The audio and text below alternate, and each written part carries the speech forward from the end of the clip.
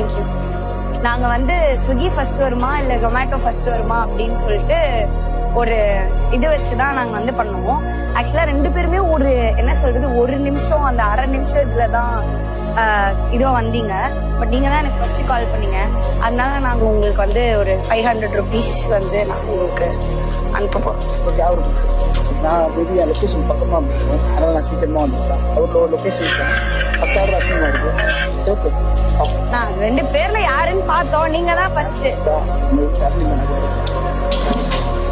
நீங்க என்ன அவருக்கு கொடுக்கணும்னு சொல்றீங்களா? சரி இருங்க, நான் கொடுத்துறேன். நீங்க வாங்கிங்களா?